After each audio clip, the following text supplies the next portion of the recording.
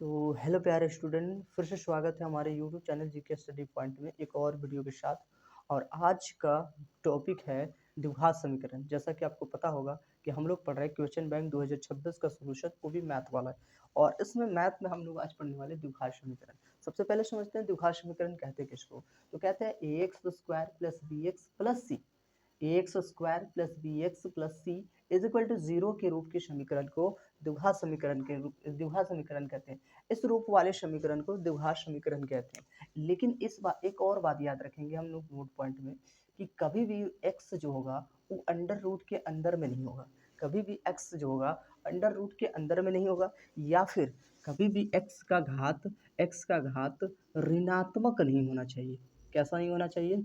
ऋणात्मक नहीं होना चाहिए। अगर ऋणात्मक या फिर x अंडर रूट के अंदर होती है तो ये द्विघात समीकरण नहीं होते। ये द्विघात समीकरण नहीं होते हैं। ये द्विघात समीकरण नहीं कहलाते हैं।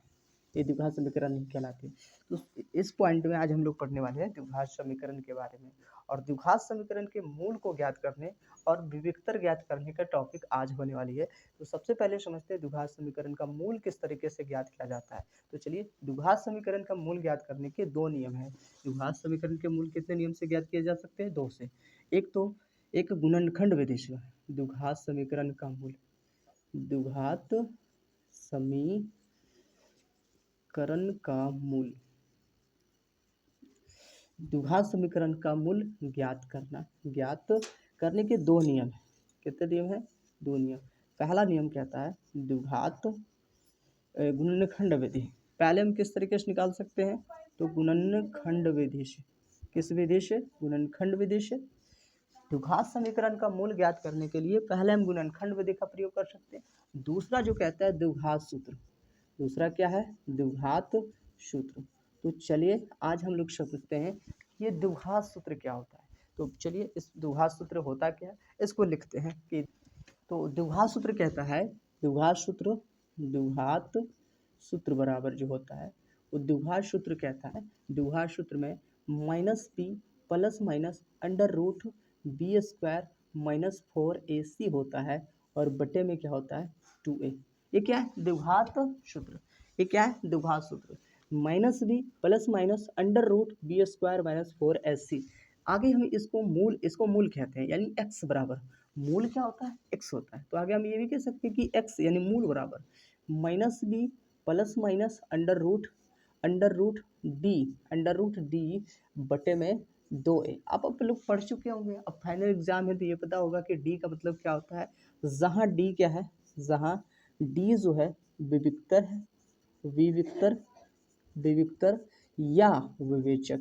जहाँ डी क्या है? विविक्तर या विवेचक। जहाँ डी क्या है? विविक्तर या विवेचक। डी क्या है? विविक्तर या विवेचक। चलिए, विविक्तर बराबर क्या होता है? विविक्तर यानी डी बराबर क्या होता है? तो बी स्क्वायर माइनस 4ac। विविक्तर विवेचक बराबर होता है बी स्क्वायर माइनस 4ac। विविक्तर से जुड़े कई सवाल जो है आपके ऑब्जेक्टिव में पूछे जाते हैं। तो चलिए समझते हैं कि ऑब्जेक्टिव में किस तरीके से विविक्तर का होता है। चलिए, विविक्तर या विवेचक यानी कि डी बराबर आपको क्या बताया गया है? B square minus 4ac।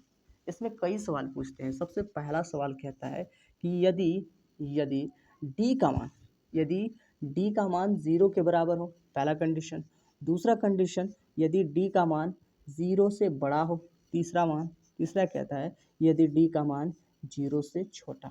अब ये चीज़ें कितने बच्चों को लेस देन और ग्रेटर देन नहीं समझ में आता है, तो इसके लिए हमने एक और तरीका बताया है कि यदि डी 0 के बराबर हो, यदि डी का मान प्लस में हो, यदि डी का मान प्लस में हो, या यदि डी का मान माइनस में हो।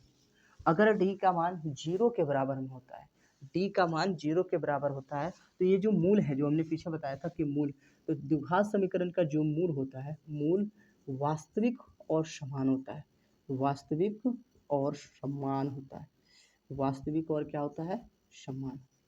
वास्तविक और समान होता है। अगर डी का मान यदि डी का मान 0 के बराबर हो तो इसका मूल वास्तविक और क्या होगा? समान। तो डी का मान 0 के बराबर होगा तो मूल वास्तविक और समान। एकदम रट जाइए, क्योंकि ऑब्जेक्टिव में बहुत बार पूछे जा चुके हैं। यदि डी का मान प्लस में है, प्लस का मतलब होता है 0 से बड़ा हो गया। जीरो से बड़ा हो गया। यदि डी का मान जीरो से बड़ा होता है तो मूल होता है, मूल जो होता है वास्तविक होता है, वास्तविक और भिन्न होता है। वास्तविक और क्या होता है? भिन्न। वास्तविक और भिन्न, भिन्न में भी कैसा? तो बड़ा होता है। भिन्न में भी कैसा? तो बड़ा होता है। लेकिन यदि डी का मान सॉल्यूशन करते समय डी का मान यानी विविक्तर माइनस में आ जाए तो उसको कहते हैं जीरो से छोटा होना है। अगर जीरो से छोटा डी का मान होता है तो अब क्या कहलाता है? तब मूल जो होता है, मूल वास्तविक, तो मूल क्या हो जाता है? काल्पनिक। मूल काल्पनिक और भिन्न होता है, और भिन्न होता है। मूल काल्पनिक और भिन्न होता है। यहाँ से तीन महत्वपूर्ण ऑब्जेक्टिव है। पहला ऑब्जेक्टिव डी का मान जीरो के बराबर होगा तो मूल वास्तविक और समान होगा।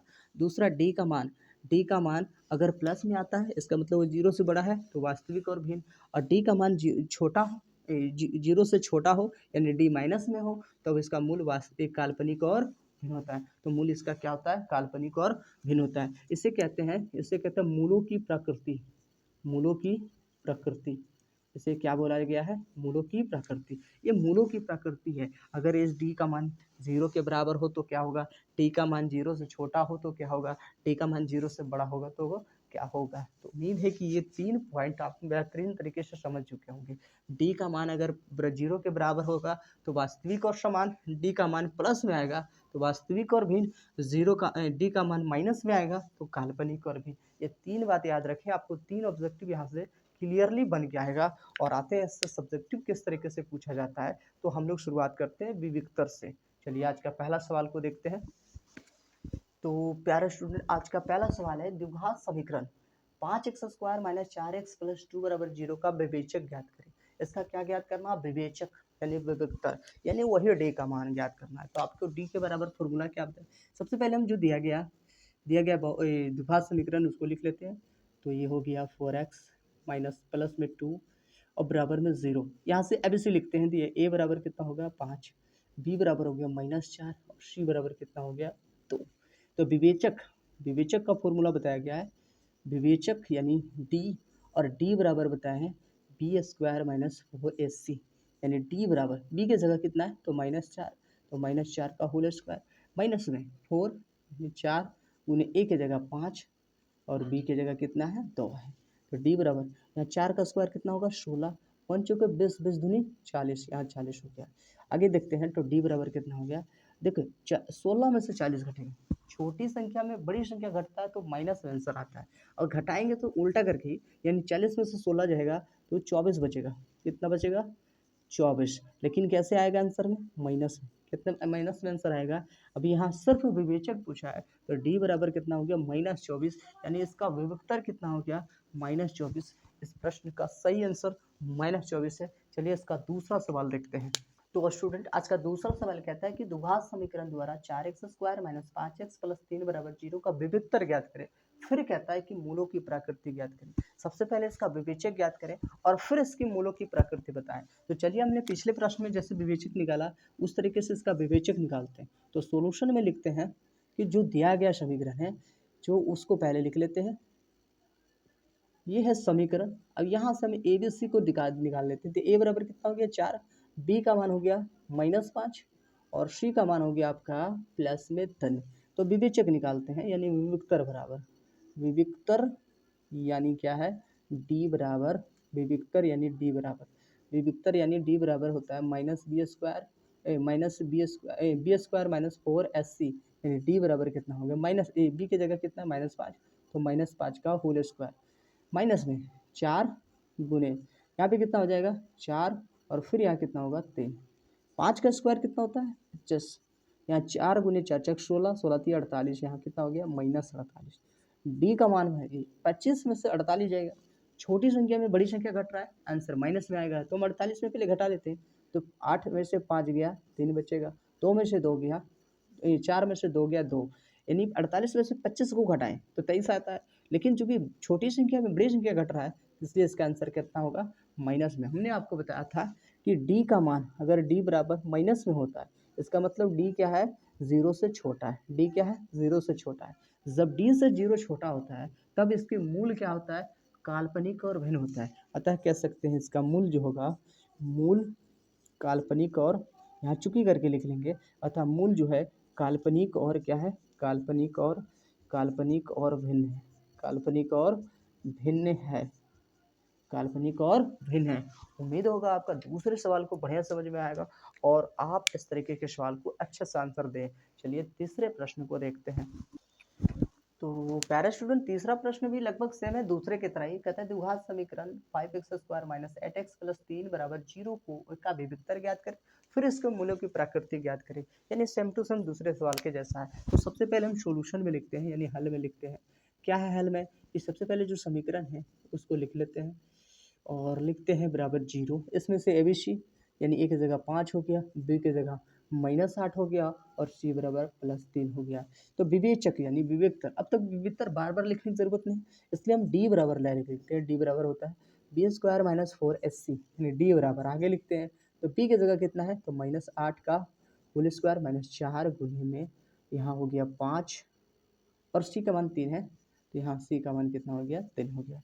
यानी डी बराबर 8 का स्क्वायर 64 और माइनस का स्क्वायर प्लस हो जाता है, तो 64 माइनस 5 20 20 दिया 60। आपको पता है 64 में से 60 जाएगा, बड़ी में छोटी घट रहा है, आंसर प्लस में है। 60 में से 64 में से 60 जाएगा तो बच जाएगा 4। हम यहाँ देखते हैं, यहाँ हम देखते हैं कि डी का मान जो है प्लस के साथ बराबर आया, डी का मान प्लस में आया है, ये कह सकते हैं डी का मान जो है 0 से बड़ा है। डी का मान क्या है, 0 से बड़ा है। जब डी का मान 0 से बड़ा होता है तो हम आपको बताए हैं कि इसका मूल जो होता है, मूल जो है वास्तविक है, वास्तविक और क्या है, वास्तविक और क्या है, भिन्न है, वास्तविक और क्या है, भिन्न है। उम्मीद है आपको समझ में आया होगा। चलिए चौथे सवाल को देख लेते हैं किस तरीके से बनाना है। तो आज का चौथा सवाल है, कहता है कि मूलों की प्रकृति बताइए। यानी सबसे पहले इसमें कह रहा है कि मूलों की प्रकृति ज्ञात कीजिए जिस अधिद्विघात समीकरण 2x² - 6x + 3 बराबर 0। यानी हमें मूलों की प्रकृति तभी हम बता पाएंगे जब इसका विवेचक ज्ञात हो। तो सबसे पहले हम इसका क्या निकालेंगे, विवेचक निकालेंगे। चलिए हम विवेचक निकालते हैं। तो उसके लिए हमने आपको बताया है कि दिया गया सबसे पहले जो द्विघात समीकरण है उसको लिख लेते हैं। ये बराबर क्या है, 0 है, इसको हमने लिखा और इसमें ABC लिख लेते हैं। तो ए का मान 2 हो गया, बी का मान हो गया -6, सी का मान हो गया +3। और फिर आते हैं इसमें, तो विवेचक बराबर फॉर्मूला लगाते हैं। विवेचक बराबर होता है B² - 4AC, यानी बी बराबर, बी की जगह कितना है, तो -6 का होल स्क्वायर -4 गुने ए की जगह 2 गुने 3। अब आगे देखते हैं, माइनस का स्क्वायर प्लस यानी 6×6 = 36, यहाँ कितना हो जाएगा 36, माइनस तो माइनस हो जाएगा, 4 दूनी 8 8 24। और अगर आगे देखते हैं 36 में से 24 जाएगा तो 12 बचेगा, 36 में से 24 जाएगा तो 12 बचेगा, ये प्लस में बचा है। अभी हमने बताया कि आपको जब डी का मान, यहाँ लिख सकते हैं, चूंकि डी का मान ये किस में आया, प्लस में, डी का मान जो है प्लस में आया, यदि प्लस में आया है तो ये डी 0 से क्या है, बड़ा है। डी क्या है, 0 से बड़ा है। जब डी का मान 0 से बड़ा होता है, जब डी का मान 0 से बड़ा होता है, डी का मान 0 से बड़ा होता है तो क्या होता है, इसलिए अतः कह सकते हैं तब होता है मूलों की प्रकृति जो होता है, मूल जो होता है, मूलों की प्रकृति कह सकते हैं। इसलिए मूलों की प्रकृति, मूलों की प्रकृति बराबर, प्रकृति जो है, प्रकृति बराबर मूल कैसा होंगे, तो मूल हो जाएंगे वास्तविक, वास्तविक और क्या होंगे, भिन्न होंगे, वास्तविक और क्या हो जाएंगे, भिन्न होंगे। इस प्रश्न का सही आंसर हो जाएगा मूल वास्तविक और क्या होंगे, भिन्न होगा। डी का मान 0 से बड़ा, डी का मान 0 से बड़ा होता है तो मूल वास्तविक और भिन्न कहलाते हैं। पांचवें प्रश्न को देखते हैं कि वो किस तरीके से बनते हैं। तो प्यारे स्टूडेंट, पांचवा प्रश्न काफी शानदार है। इसमें कह रहा है कि पी के किस मान के लिए द्विघात समीकरण, पी के किस मान के लिए द्विघात समीकरण 3x² - 5x + p बराबर 0 के मूल समान होंगे, के मूल क्या होंगे, समान होंगे।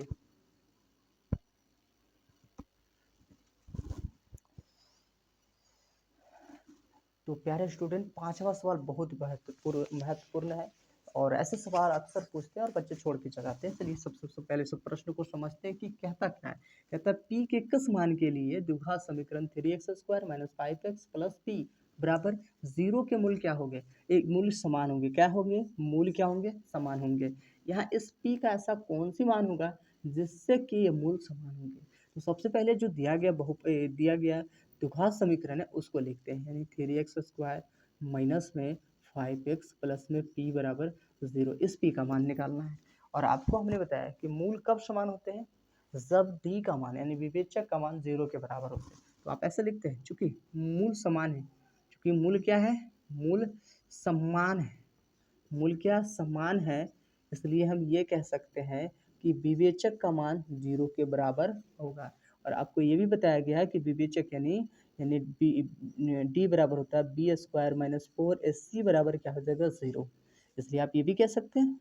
अच्छा, b का मान यहाँ पर हमने अभी लिखा नहीं है, तो यहाँ पर आ रही है कि x का गुणनांक को b कहते थे, b का मान कितना है -5, तो -5 का होल स्क्वायर -4, और फिर ए के जगह पे x² के गुणनांक को ए कहते हैं, तो यहाँ पे हो गया ए कितना 3, और c के जगह कितना है तो p है, c के जगह कितना है p। अब आगे देखिए 5 का स्क्वायर कितना होता है 25, माइनस में 4 तिया 12, p बराबर में 0, इस 12p को उधर लेके जाते हैं तो हो जाएगा 25 बराबर में 12p। याद रखें कि ये इसलिए हम आगे देखते हैं तो p बराबर ये 12 इधर गुना में इधर आएगा तो भागम हो जाएगा, यानी 25 बटा कितना होगा 12, यही इसका सही आंसर होगा। p का मान कितना होगा 25/12, चूंकि आपस में कटता नहीं है इसलिए फाइनली आंसर कितना हो जाएगा 25/12, यानी p का मान 25/12 रखते हैं, तब इसका मूल वास्तविक और मूल क्या हो जाएंगे, वास्तविक और समान हो जाएंगे, मूल क्या होंगे वास्तविक और समान। छठा प्रश्न को देखते हैं। तो प्यारे स्टूडेंट, छठा प्रश्न बिल्कुल पांचवे की तरह ही सेम टू सेम है। इसमें क्या कह रहा है, कहता है के किस मान के लिए द्विघात समीकरण 2x² प्लस kx प्लस 3 बराबर 0 के मूल वास्तविक और समान होंगे।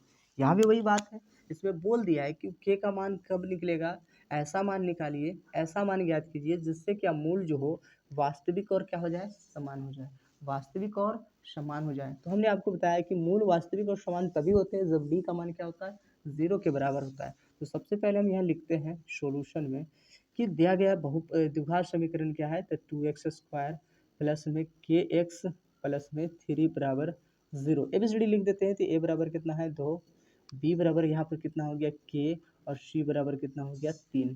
ठीक है, हमने a b c लिख लिया। अब चूंकि यहाँ पे लिखेंगे, चूंकि मूल क्या है वो वास्तविक और समान है, वास्तविक और समान है, और कैसा होना है समान, इक्वल होना है, यानी समान होना है।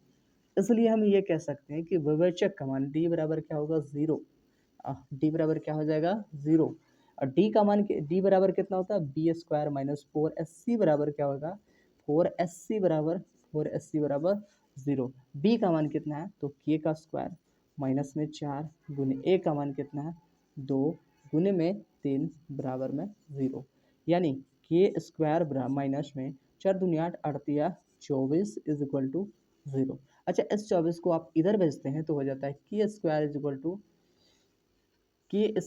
इक्वल टू इधर जाएगा तो हो जाएगा प्लस में 24, इसलिए के बराबर, अगर आप आगे देखें, आगे आप देख लें इधर, तो यहाँ पर से के बराबर क्या हो जाएगा √24, इसलिए के का मान जो होता है, आप इसको तोड़ेंगे फैक्टर करें तो 6 चौके 24 होता है, 6 गुने 4, और 4 का वर्गमूल 2 होता है। चूँकि 6 का वर्गमूल निकलता नहीं तो अंदर में लिखा जाएगा, यानी वैसे लिखाता है, यानी के का मान होगा 2√6, सही आंसर हो जाएगा 2√6, यानी के का मान, यानी यहाँ पर मान जो बैठेगा 2√6 बैठाने के बाद इसका मूल वास्तविक और क्या होंगे समान होंगे। चलिए इस तरह से छठे प्रश्न का आंसर देखें। तो प्यारे स्टूडेंट, सातवां प्रश्न देखते हैं। सातवां प्रश्न भी लगभग उसी तरीके से कहता है कि द्विघात समीकरण 2x² माइनस 4x प्लस 3 बराबर 0 का विवेचक ज्ञात करें, और इसके बाद मूलों की प्रकृति बताइए कि वो मूलों की प्रकृति कैसी है। ऐसे पर अब तो लग रहा है कि आपसे ये प्रश्न बन जाना चाहिए, लेकिन फिर भी हम इसको सोल्यूशन कर देते हैं, आप सीख जाए अच्छे तरीके से। चलिए सबसे पहले द्विघात समीकरण लिखते हैं। हमने द्विघात समीकरण को लिखा, यहाँ पे a बराबर कितना हो गया 2, b बराबर कितना हो गया -4, c बराबर कितना हो गया 3। सबसे पहले क्या निकालना विवेचक, इसके बाद कहता है कि मूलों की प्रकृति क्या है। तो विवेचक यानी d बराबर होता है b² माइनस 4ac, d का मान कितना है b का मान हो गया -4, तो -4 का होल स्क्वायर, -4 गुने a का मान 2 और गुने c का मान 3, यानी d बराबर आ गया 4 का स्क्वायर कितना होगा 16, 4 दूनी 8, 8 या 24, यानी यहाँ पे मान कितना हो गया 24। अच्छा, आप जान रहे हैं कि 16 में से 24 छोटी संख्या है 16, 16 में से बड़ी संख्या यानी 24 घट रहा है। आंसर हमारे पास आने वाली जो है वो माइनस में आएंगे। कैसे आएंगे? माइनस में। अब 16 में से 24 तो घटता नहीं, 24 में से 16 घटेगा तो 8 बचेगा, क्योंकि छोटी में से बड़ी घट रहा है, इसलिए आंसर कितना बचेगा? -8।